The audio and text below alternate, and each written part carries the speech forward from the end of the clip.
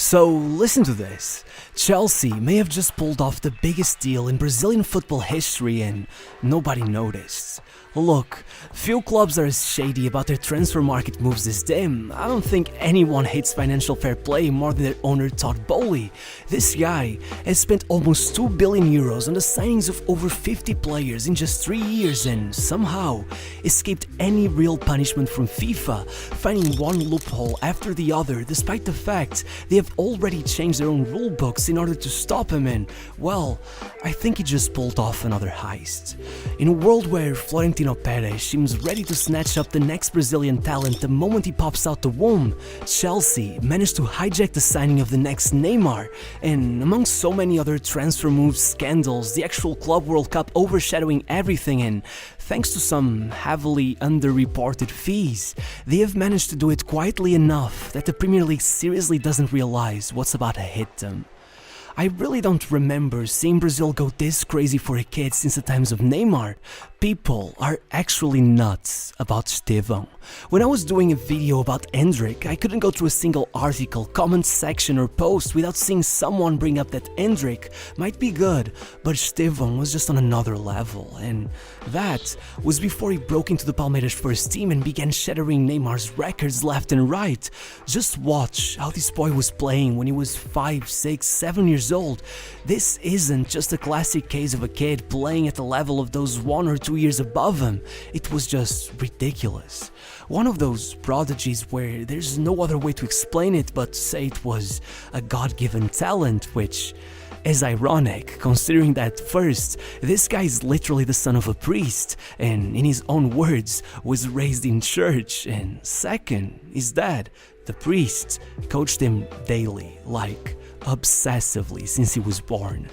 It was only 3 when his father, who, believe it or not, back in the day was actually a goalkeeper for their local team Francana, got in contact with an ex-teammate and got him to open an exception within his academy that only accepted kids over 5 so they could take in Estevão, and already back then he was running the older kids into the ground, so much that by the end of the year, instead of keeping him at that academy level, they were forced to bump him up. And it wasn't just about how out of this world his skills were. His dad really put that work ethic into this kid. Check every photo of him, his eyes are always locked onto the coach. This kid was a professional at 5. He could barely read and write and already he was famous across the state. First, the club noticed that the other kids' parents were showing up in the masses, not missing a single training session, all just so they could watch him play rather than watching their own kids. Then, in a second, rumors went around of a kid so good there were actual requests to ban him from his little league because the other team's managers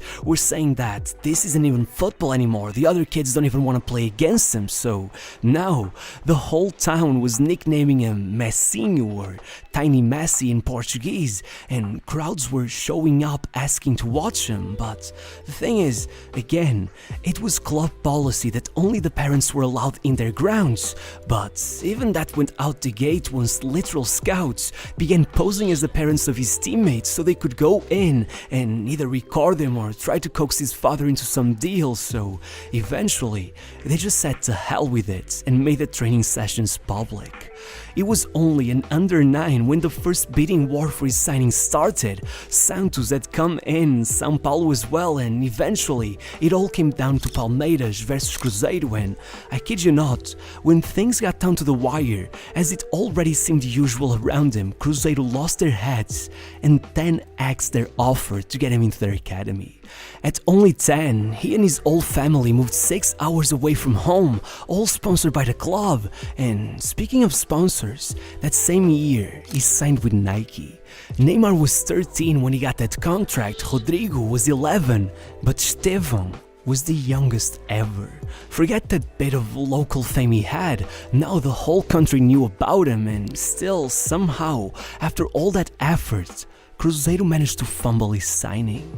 Only a couple years later, their directors found themselves owing some money to an agent, and I kid you not, to settle it since, well, they didn't have the money needed, they offered him a share of the transfer rights to several of their academy players, most notable of all, Estevão himself. And that would already be a massive breach of FIFA's regulations considering that he was underaged, but worst of all, he was actually so young at the time that he wasn't even allowed to have signed any contracts with them, which he clearly had, since not only was it later exposed that they coaxed the family into going along with it by giving them 15% of the money involved, but once it hit the fan and it all ended up in court, they didn't just stick with not offering the dad any support at all. They outright threw him under the bus, and he ended up as a defendant in the case, which meant that he was in actual danger of ending up in jail. So, as you may have expected, after a 2-year-long court battle, when the kid turned 14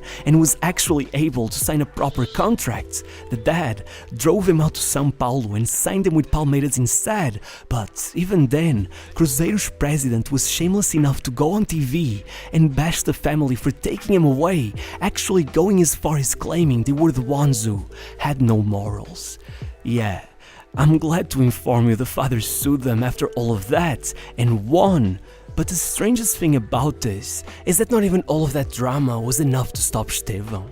After closing out that first year with Palmeiras by winning the Under-15 Paulista Championship with a goal in the final, well, once they tried keeping him in that same Under-15 level the next year, he opened with 6 goals in 2 games, so they went ahead and bumped him up straight to the Under-17s for the Copa Brazil, meaning that among all the hype surrounding Endrick, there was now a kid, even younger than him, in that same squad, still 14, even if only a few days off of his 15th birthday, while Endrick was already way too young to be there, was not far from turning 16, which was all impressive, but nowhere near as much as when they started giving him a few minutes at the end of every game, and he proceeded to score 5 goals across his first 91 minutes on the pitch. All while midway through it, they decided to let him play a bit in the Under-17 Paulista as well, only for him to, again, score 5 goals in 5 matches, at one point getting a hat-trick where in every single goal he dribbled past the whole defense, somehow even getting 2 assists as well that very same game, meaning now, with Endrick and Luis Guilherme added to Estevão, the fans were dubbing that team the billion-dollar generation. Though, that was not the peak of the hype, not even close. Because while they did win that Copa Brazil, they also decided to keep Estevão on the bench for the final, probably afraid it was all becoming a bit too much. But then, they sent Endrick into the under-20s, and if the rumor that Estevão was better than Endrick had already started doing the rounds, I mean, even Endrick himself had kneeled down to shine his boots. Once allowed to take over the team by himself, it was just madness. To close out the Paulista, Estevão added 6 more goals to his tally, closing out the group stage with an incredible solo run, and then opening the score in the final to take that title as well, with a chip from like 40 yards out. And yet, there was still the actual Brazilian Under-17 Championship to be played.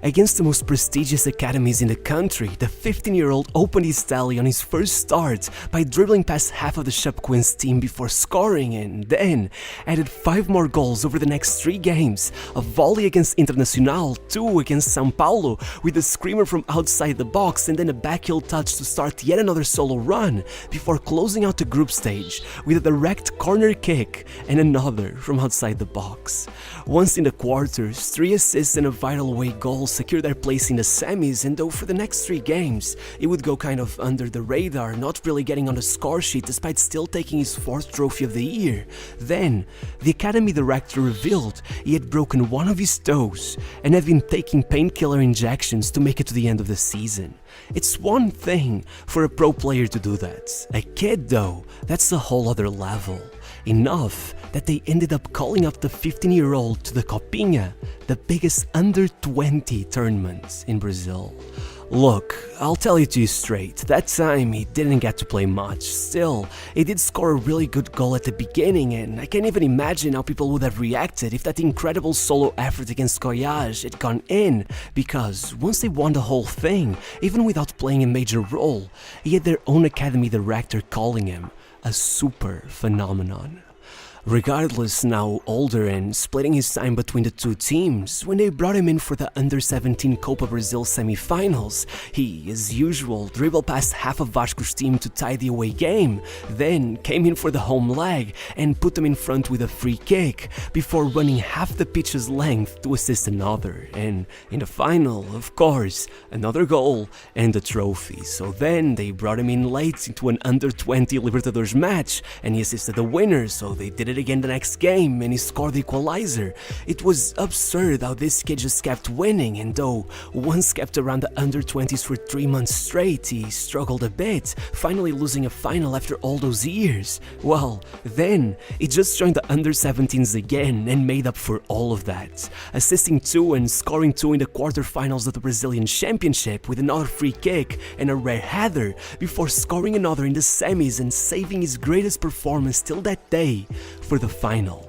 3-0 against São Paulo with a hat-trick from Estevão. To open things up, obviously a solo run, then a clean strike to make it 2, and by the end, they were so desperate they brought him down and handed him the hat-trick on a silver platter. So with that, added to 3 goals and 3 assists in 5 matches with the Brazil under-17s, the first team manager Abel Ferreira lost his head and brought him in for the final game of the season, meaning that the kid who claims he used to practice while his father prayed in church, dribbling the wooden benches, playing kick-ups against the church walls and running up and down towards the pulpit, finished off his year by becoming a full-on Brazilian championship against his old team Cruzeiro at only 16.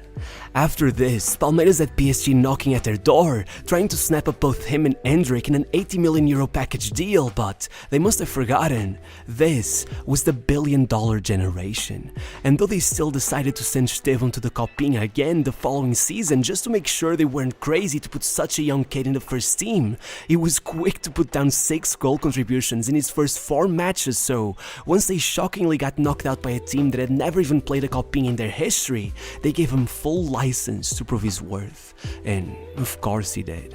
After 4 months getting ready with the first team, he got his first start and right there, his first goal, all in the Libertadores, only the 3rd ever under-17 player to score in the competition. Then, 2 weeks later, 2 goals in 2 games, and finally, by June, already midway through the season, he finally hit cruise speed. First, 2 amazing assists against Vasco in a 2-0 win, then the very next game, an absolute screamer against Atlético Mineiro, making it look like there was no difference between this and the under-17s, impressing so much that Abel Ferreira begged, like he literally begged the board to keep him until 2027 when he turned 20, claiming he had never seen anything like him in football, trying to tiptoe around Messi and Neymar comparisons, but still saying that it is like the ball is glued to his feet, which surely reminds me of a certain someone, but regardless, there was no shot of keeping him any longer since every European giant was sniffing around, or at least not until Chelsea came in. First, they found out that Real Madrid's chief scout Rony Calafat and Estevão's agent André Coury were on bad terms, so that was done. Then, well, PSG seemed to be moving into a new era of more tame signings so they could just price them out. Bayern and Liverpool were just never go all in on a signing like this, and City were still yet to make a serious approach. So, with only Barcelona left, despite the kid openly flirting with the idea of joining them for years, Chelsea realized there was one offer they simply would never be able to match. They could, indeed, just pay up front and allow him to stay there for 1 more year, which, with Barcelona struggling so hard to even register their players, was something they could never compete with. All roads were open for them to snatch the kid they called the next Neymar. However, what shocked many were the figures. Every newspaper had a different one, some as low as £27 million, which, for a club who outright sold their own women's team to a sister company in order to keep FIFA off their tails,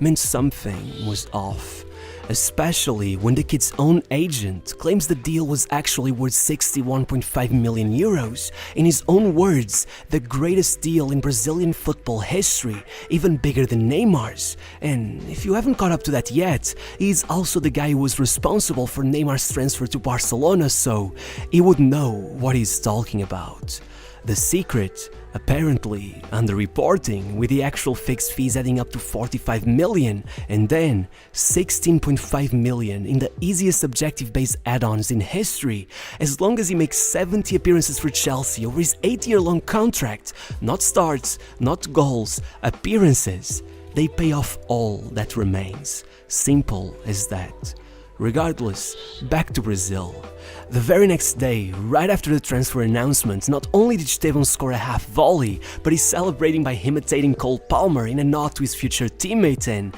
after 2 more goals and 2 more assists in July, with that screamer against Grêmio as well as that run against Bahia, it was actually his performance against Cuiabá the next month that really started the most unbelievable parts of his season. 2 goals and 2 assists in a 5-0 win, stepping up to take a penalty at only 16, scoring, and all throughout the match just dribbling circles around the opposition. So once he cut in and smacked in another goal the very next game, he was already being called up to the Brazilian national team, becoming the 2nd youngest this century to be handed such an honor. And still, things got even better. He came back with another goal, and though he got sidelined for 15 days that same game, once fit again, a goal and an assist in his first game were enough to place him at the top of the league for goal contributions, even though he had only played 59% of the available minutes. But above all, it was enough to break Neymar's all-time record for the most goal contributions by an under-18 player, being the only to ever hit 20. Though, to rain on his parade, despite the fact he had Palmeiras at the top of the table with 3 games left, the very next one, a defeat to 2nd place Botafogo, saw them drop to 2nd, and though the next game he'd bang in a free kick in the 90th minute to win them the match and keep the dream alive, a defeat on the final day ruined it all, even if, nevertheless, he had finished as the league's top assist provider and not that far off the top scorer. Such an absurdly complete performance that, for the first time ever, the judges were convinced to hand the league's golden ball for player of the year to an under-18 player. Not Neymar, not Kaká, Ronaldinho or the phenomenal himself, Estevão Willian. Best player, best newcomer, best forward and top assist provider, all 4 awards to one kid. Ever since then, among rumors that he'd slowed down for the half season he had left before joining Chelsea, especially after a missed penalty in the Paulista final, had many forgetting they only got there thanks to his man of the match performance in the quarters, with those 2 absurd goals to clutch the game, not to mention that other one against Botafogo SP that gave me flashbacks to Neymar's Puskás award. Well, now, not only has he closed down his final 12 games of the regular season with 10 goal contributions, but in the Club World Cup, after rubbing shoulders with Messi and repeatedly proving that not even the best teams in the world could stop him, just as he was about to get knocked out by his new club Chelsea, he made sure to drop one final screamer, almost as to warn the Premier League that they really just aren't ready.